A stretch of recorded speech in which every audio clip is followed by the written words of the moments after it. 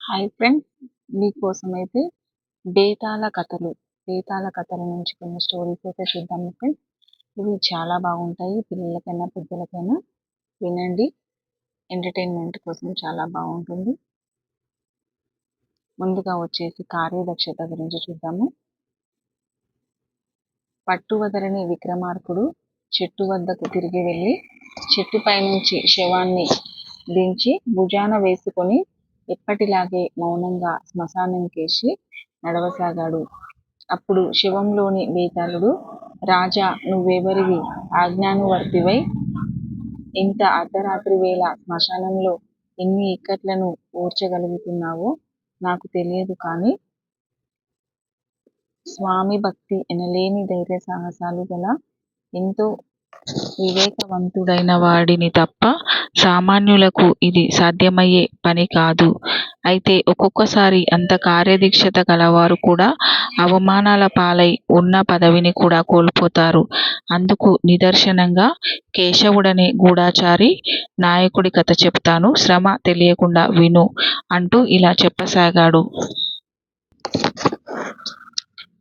గిరిపురం రాజైన ధూమకేతుడు చాలా క్రూరుడు, విపరీతమైన రాజ్యాకాంక్ష కలవాడు. పొరుగున సర్వ సంపదలతో తులతూగుతున్న కాంబోజ రాజ్యాన్ని ఆక్రమించుకోవాలన్నది అతని తీరని కోరిక.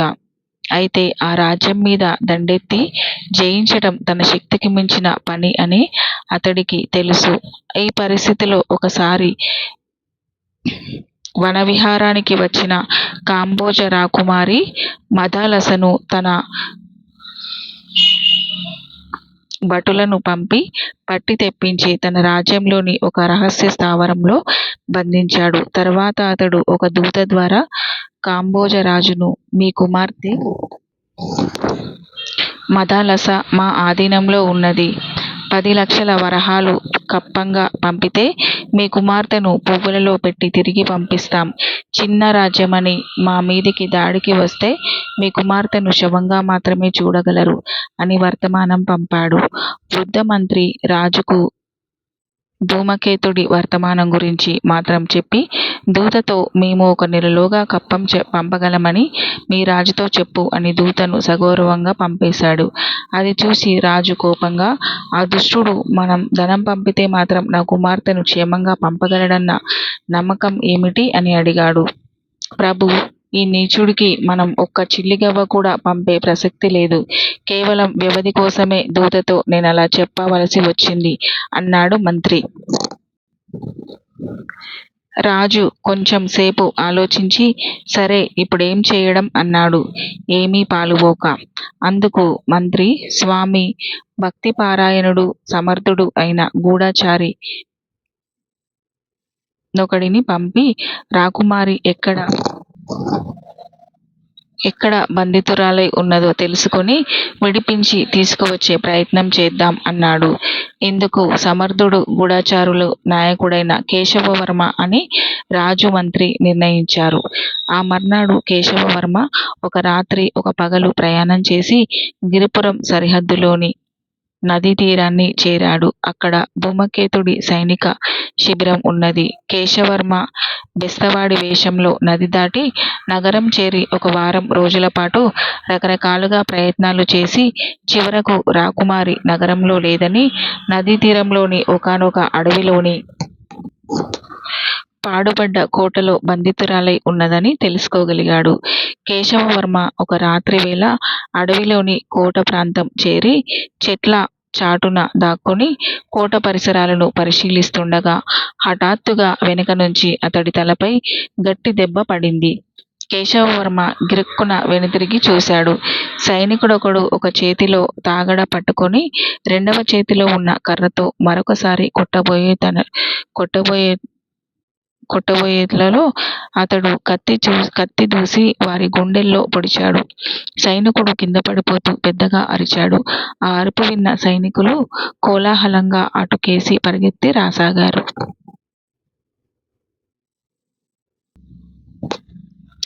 వెంటనే కేశవవర్మ సైనికుడి చేతి నుంచి జారిపడిన కాగడా తీసుకొని కొండ కింద పడి ఉన్న ఎండుటాకులకు చెట్లకు నిప్పంటించి అప్పుడు రేగిన రణగొణ ధ్వనిలో తప్పించుకొని 4-5 రోజుల తర్వాత కాంబోజ నగరం చేరాడు. తలమీద బలమైన గాయంతో తనను చూడవచ్చిన కేశవవర్మ ద్వారా రాజు, మంత్రి జరిగింది తెలుసుకొని చాలా విచారపడ్డారు. మర్నాడు కృతసేనుడనే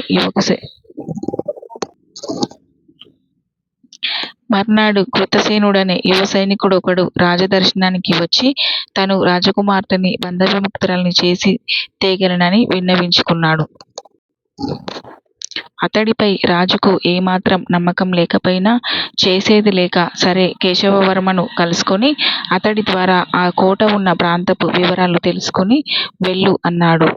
క్షమించండి ప్రభూ, నేను కేశవవర్మను కలుసుకోవడం వల్ల ప్రయోజనం ఏమీ ఉండదు అన్నాడు కృతసేనుడు. రాజు, మంత్రి అతడికేసి ఆశ్చర్యంగా చూశారు. అప్పుడు కృతసేనుడు, ఇంత జరిగాక ధూమకేతుడు రాకుమారిని ఆ కోటలోనే ఉంచుతాడా అన్నాడు. ఇది విన్న తర్వాత రాజుకు, మంత్రికి ఆ యువకుడు తెలివైన వాడనన్న అభిప్రాయం కలిగింది. రాజు అతడితో, సరే అలాగే, నీ ప్రయత్నమేదో నువ్వు చెయ్యి అని చెప్పాడు.